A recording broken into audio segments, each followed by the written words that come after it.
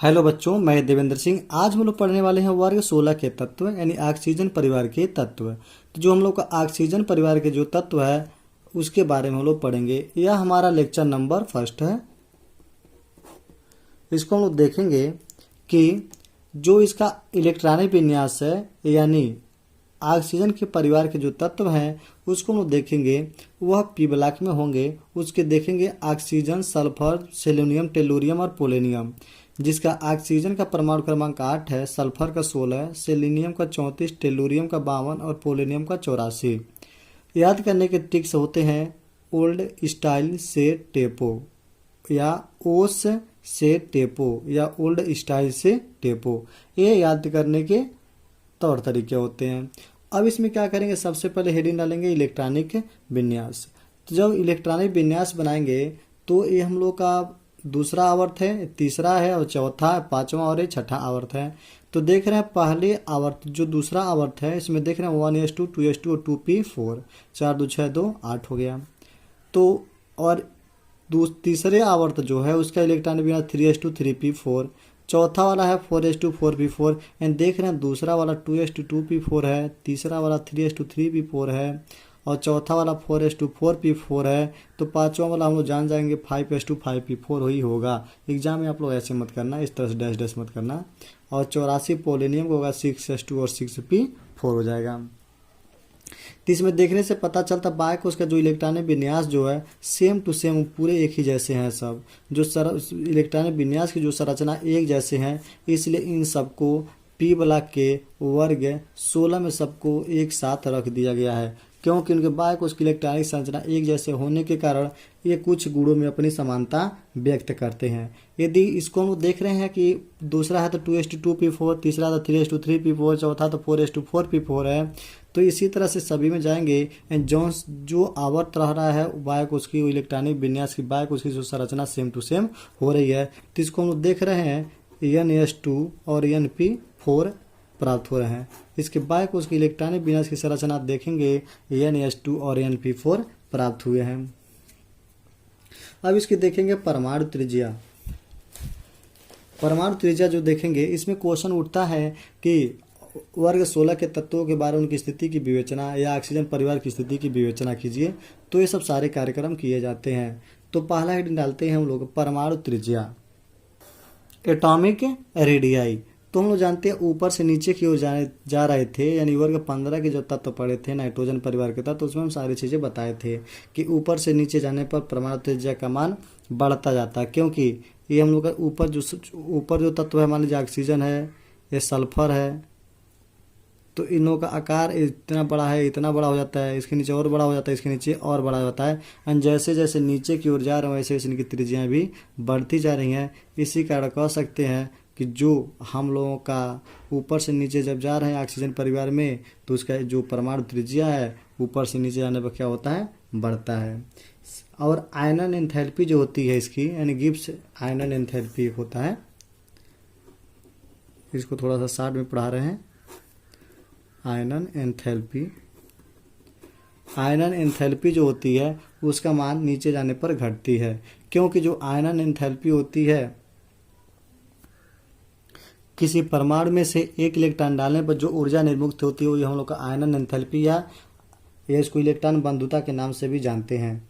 तो यह हम लोग का ऊपर से नीचे जाने पर यह घटती है, क्योंकि इसकी परमाणु जो नाभिक के प्रति इसके इलेक्ट्रॉनों का जो लगाव होता है, घनत्व जो होता है, यानी कह सकते हैं खिंचाव जो होता है धीरे धीरे कम होता जाता है। इसी कारण इनकी आयनन एंथैल्पी भी घटती चली जाती है। लेकिन तो हम पहले ही बता चुके हैं कि जो हम लोगों का विद्युत ऋणात्मकता जो होता है, इलेक्ट्रॉन बंधुता जो होता है ऑक्सीजन से अधिक सल्फर की होती है इलेक्ट्रॉन बंधुता।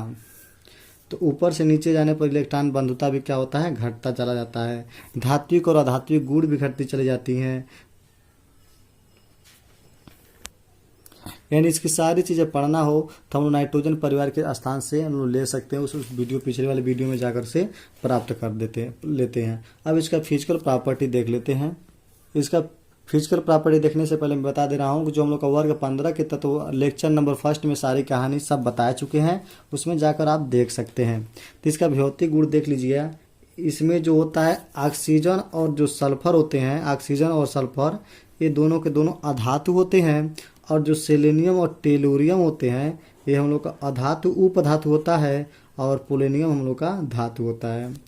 तो इसमें इसका यही हम लोग का पहला फिजिकल प्रॉपर्टी यही होगा कि ऑक्सीजन और सल्फर अधातु हैं, सेलेनियम और टेलुरियम उपधातु है और पोलोनियम धातु है।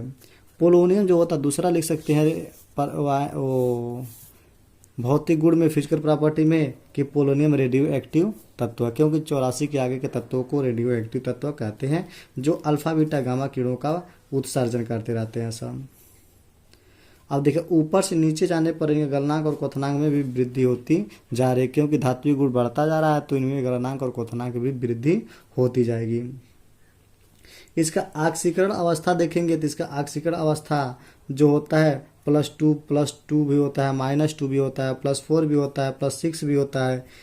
यानी देख रहे हैं इसमें कि यह 4 2 6 2 इलेक्ट्रॉन 6 इलेक्ट्रॉन है, 4 बाह्य कोश में 4 2 6 देख रहे हैं ना, 2s में 2 p 4 p का 4 2 6 एंड 2 इलेक्ट्रॉन को यह ग्रहण कर सकता है और यह s में से 2 इलेक्ट्रॉन भी दे सकता है, p का 4 इलेक्ट्रॉन दे सकता है और दोनों मिलाकर 6 इलेक्ट्रॉन भी दे सकते हैं।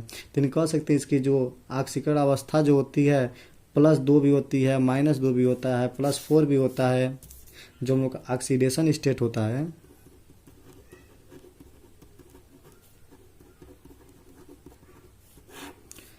हम लोग का +2, -2, +4 और +6 होती है, क्योंकि बाह्य कोश की इलेक्ट्रॉनिक विन्यास देखेंगे 4 2 6 इन 2 इलेक्ट्रॉन ग्रहण कर सकता है। तो ऑक्सीजन को हम लोग जानते हैं -2 इसकी ऑक्सीकरण अवस्था होती है। और +2 भी हो सकती है या +1 +2 भी हो सकती है। जैसे ऑक्सीजन का OF2 बनाता है और हम लोग का O2F2 भी बनाता है।